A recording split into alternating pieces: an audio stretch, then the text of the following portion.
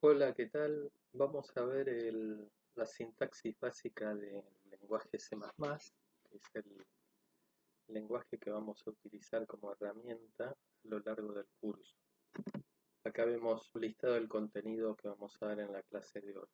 Bueno, para empezar, las características del lenguaje es que C++ es un superconjunto de C, que quiere decir que incluye toda la funcionalidad que brinda C y agrega nueva funcionalidad. De hecho, está preparado para desarrollar código orientado a objetos, cosa que C no lo tiene. Los estándares son ANSI C++ e ISO C++. ¿Qué significa estándares? Como tenemos distintos compiladores del lenguaje, algunos agregaron funcionalidad por su cuenta y otros no, con lo cual en distintas plataformas. Es por eso que para que un programa decimos que sea portable, que se pueda ejecutar en distintas máquinas, siempre tenemos que trabajar con lo que es ANSI, lo que nos asegura que va a funcionar en distintas plataformas. Bueno, acá están la principal bibliografía para aprender el lenguaje. Hay muchos tutoriales y apuntes, así que, pero bueno, digamos que estos dos libros son los principales. ¿Qué diferencia hay entre un compilador y un IDE? El compilador es el que va a traducir el código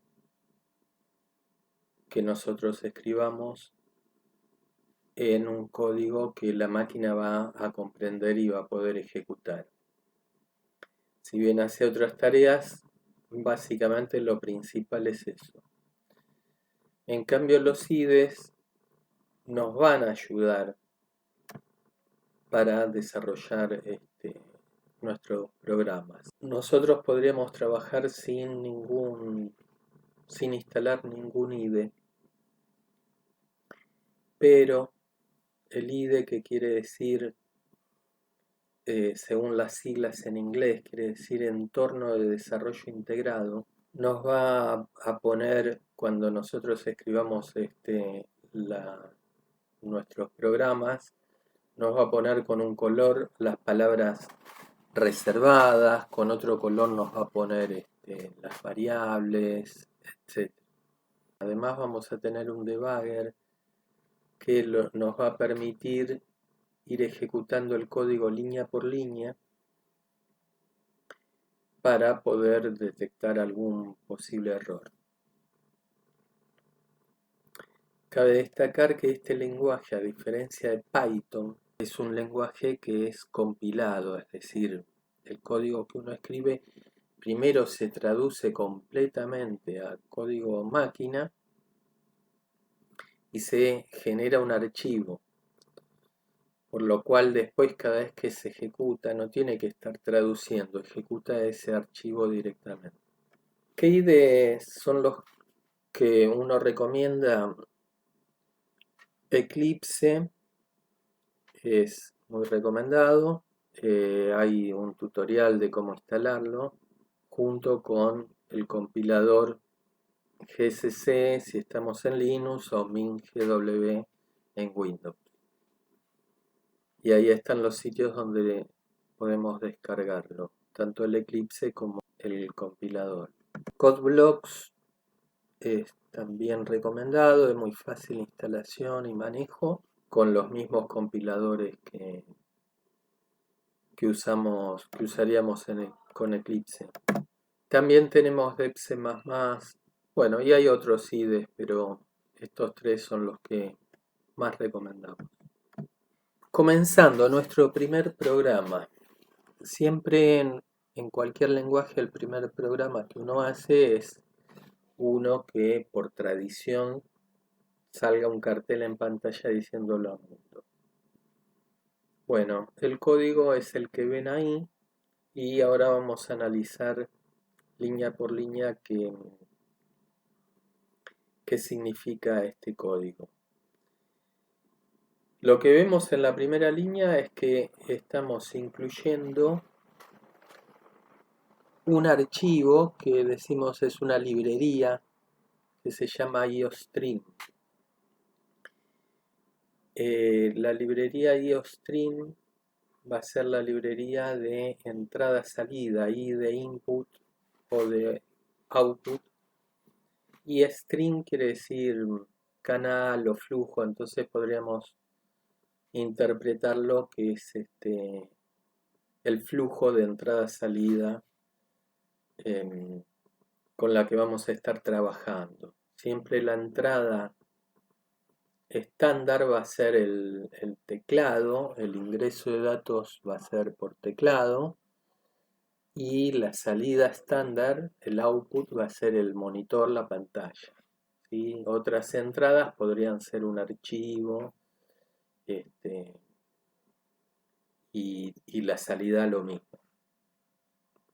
Bueno, después vemos que las líneas 2 y 4 están vacías, simplemente las dejamos por claridad. Las líneas vacías, como los comentarios, vamos a ver que el compilador no, los pasa por alto.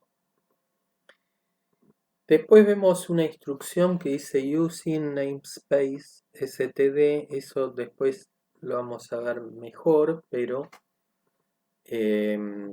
podemos ir adelantando que me está diciendo usar un espacio de nombre que es el std, es el estándar. Después vamos a ver por qué, porque esto es una de las diferencias que hay con C. C++ utiliza espacios de nombres para que no haya problemas de colisión de variables, nombres de variables repetidos o nombres de funciones repetidos. Mientras estén en un mismo espacio y no se repitan, no hay ningún problema, pero en distintos espacios estos identificadores se pueden repetir. Con lo cual ya le tenemos que decir que vamos a usar el espacio de nombre estándar. Si no pusiéramos esa línea, para cada una de las sentencias, tanto cout que vemos abajo como end L, tendríamos que decirle que pertenecen al espacio de nombre estándar, entonces deberíamos poner std cout y std end L. ¿Sí? Después, por ahora no se preocupen demasiado, después lo vamos a ver mejor. Luego en la línea 5 viene una instrucción que dice int main con unos paréntesis vacíos y después entre llaves viene el código. Bueno, todo programa se va a componer, va a necesitar tener una función que se llame main, que es donde va a arrancar la ejecución. Va a empezar siempre por esa función. ¿Por qué tiene la palabra int adelante? Porque int es el tipo de dato que devuelve la función, en este caso un entero. Fíjense que en la línea 8 estamos devolviendo un 0. Ese 0 es porque el int de adelante del main está diciendo tenés que devolver un número entero. Entonces podríamos devolver 0, 8, menos 30, cualquier número entero. Por convención se devuelve 0, que significa que el programa corrió sin ningún problema. Bueno, las llaves tanto de apertura y cierre abren y cierran bloques y esas dos instrucciones están adentro del bloque de la función main, por lo tanto están adentro de la llave. La única instrucción, digamos, que se ejecuta al margen de la devolución del 0, que nosotros no la vemos, es la de la línea 7, que estamos diciendo que imprima hola mundo. Todo lo que figure luego de la instrucción cout con los angulitos las flechitas, como uno los quiera ver, apuntando hacia la izquierda. Cout significa el canal de salida, ¿sí? O la salida por consola. Entonces estamos diciéndole que hola mundo, con esas flechitas, si las vemos como que las flechas indican envía a, entonces le estamos diciendo envía la frase hola mundo al canal de salida. ¿Sí? Eso es lo que tenés que imprimir en la pantalla. Todo lo que esté entre comillas sale así como uno lo escribe.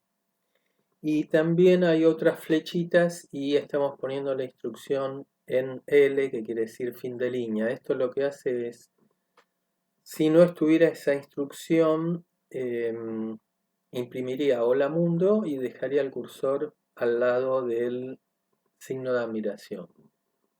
En cambio, con ese fin de línea, lleva el cursor abajo y si llegáramos a imprimir alguna otra cosa, va a salir abajo.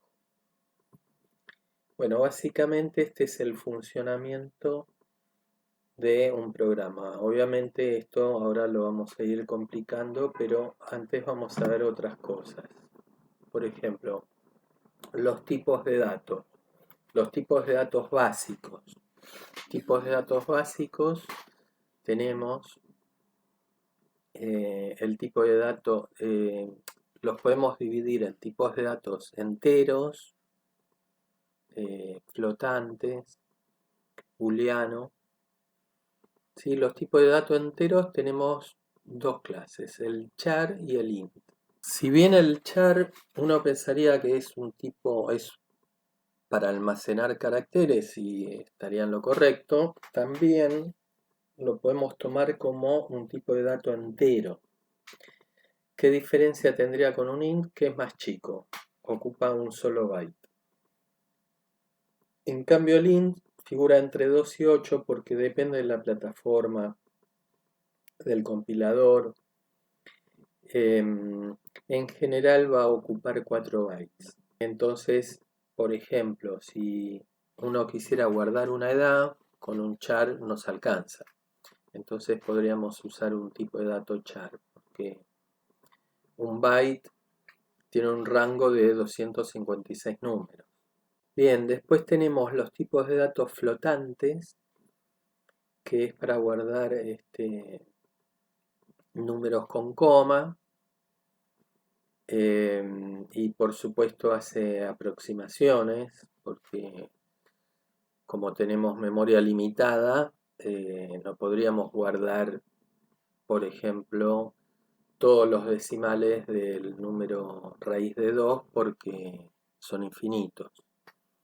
Entonces, siempre aproximamos y esas aproximaciones con un float funcionarían bien en la mayoría de los casos, pero si queremos una precisión mayor, usaríamos uno de tipo double, que ocupa obviamente más espacio, pero tiene mejor precisión. No solo que pueda almacenar números más grandes, tanto en positivos como en negativos, sino que además los números muy chicos, pero con muchos decimales, van a ser más precisos. Más precisos me refiero que van a estar más aproximados al número real que uno quiere representar. Ahí vemos un par de ejemplos. Por ejemplo, si tenemos una variable de tipo char que llamamos c, le guardamos el carácter a mayúscula. Si lo imprimimos, vamos a ver el carácter a. Pero si le decimos que lo tome como un int en la instrucción de abajo, va a imprimir 65, que es el código ASCII del carácter A mayúscula. Nosotros a la variable esa c también podríamos haberle guardado directamente el número 65 y manejarla como cualquier entero. Lo que uno hace ahí en donde figura int entre paréntesis es lo que se llama casteo, es decir, tratame a este tipo de dato como el que te estoy diciendo acá, en lugar de como un char, como un entero. Bueno, Los identificadores los vamos a utilizar para nombres de variables, etcétera. Y podemos utilizar letras, dígitos, números, guión bajo o signo pesos. Lo que sí no puede comenzar con números. Por ejemplo, un nombre de variable x1 sería válido, pero 1x no. Para definir o declarar una variable tengo que poner de qué tipo es y el nombre que le voy a dar. Entonces, y punto y coma. Todas las instrucciones van a terminar con punto y coma. Esto en especial para los que vienen trabajando de Python es algo distinto. También en el mismo momento que declaramos la variable le podemos asignar un valor en ese momento o más adelante, poniendo igual y el valor. Por ejemplo, ahí vemos que estamos declarando dos variables enteras que se llaman x e y. Y en la línea de abajo declaramos también dos variables enteras x e y, pero además a la variable x le asignamos el valor 5. O sea que la x ya está definida con el valor 5. La y decimos que va a estar indeterminada. Depende del contexto, por ahí, y del compilador, a lo mejor le asigna el valor 0 o a lo mejor nada. Esa nada, uno dice es basura, es algún dato indeterminado, por lo cual hay que tener cuidado cuando vamos a utilizar alguna variable de que esté siempre con un valor válido. Las recomendaciones para poner los nombres de las variables es que primero estén siempre en minúscula, y que los nombres sean los nombres enteros, no abreviaturas, salvo que sea algo muy evidente. Los nombres tienen que ir completos, por ejemplo, la palabra sueldo en lugar de ese o suel. Entonces, en minúsculas, los nombres completos, si son compuestos, por ejemplo, tengo una variable, voy a tener una variable para guardar un sueldo bruto y un sueldo neto, entonces tengo que distinguirlas. Entonces, como no puedo dejar espacio, entonces ponerla todo junto, sueldo bruto, sueldo neto, es incómodo a la vista. Entonces la podemos separar con ya sea un guión bajo o lo que llamamos camel case, que es la segunda, a partir de la segunda palabra, la primera letra de la segunda palabra comienza con mayúscula. Y si hubiera tres palabras, cada una va a comenzar con una mayúscula. ¿Sí? Lo más claro a la vista es la separación con guión bajo, pero el camel case quizás es el formato más utilizado. Los nombres de las variables además tienen que ser representativos de lo que vamos a guardar ahí. Si nuestro programa es muy corto, ya sabemos si el programa tiene 5 líneas y tenemos dos variables, ya sabemos lo que estamos guardando, pero cuando estamos con miles de líneas de código y muchísimas variables, no nos conviene poner nombres de variables, por ejemplo, x1, x2, etcétera, ¿sí? Tenemos que indicar claramente lo que vamos a guardar ahí. Por ejemplo, sueldo neto, sueldo bruto, cantidad comprada. Las constantes, esto es otra diferencia con C. En C no existían las constantes. Para eso utilizamos define, pero en C++ no es conveniente utilizar el define. Se declaran igual que una variable, pero adelante se pone la palabra const y en ese mismo momento se le asigna un valor.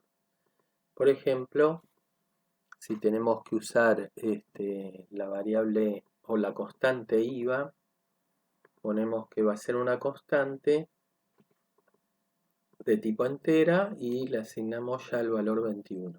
¿Por qué nos conviene utilizar constantes? Porque imaginemos que no utilizamos una constante que se llame IVA.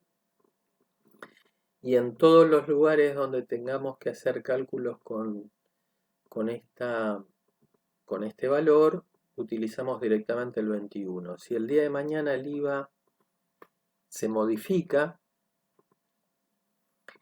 deberíamos entrar a cada una de las líneas en donde escribimos el valor 21 y cambiarlo por el nuevo valor, lo cual sería un trabajo muy grande, y además corremos el peligro de olvidar en algún lugar de cambiarlo. Entonces nos quedaría en algún lugar el 21 y en otros lugares el valor nuevo, haciendo nuestra aplicación inconsistente, porque tendría ahí un error, claramente. Entonces nos conviene poner directamente, multiplicar por la palabra IVA, y esta palabra va a ser reemplazada por el valor que le indiquemos. Para las constantes, también por convención, se utiliza siempre mayúscula, todas enteras. El nombre de la constante completamente en mayúscula. Y por lo general se declaran al principio de nuestro programa, seguramente en un archivo aparte, después lo vamos a ver, pero bueno, mientras estemos usando un solo archivo, la costumbre es declararlos arriba, antes del main, afuera, para que puedan ser utilizadas por todas las funciones que estén ahí.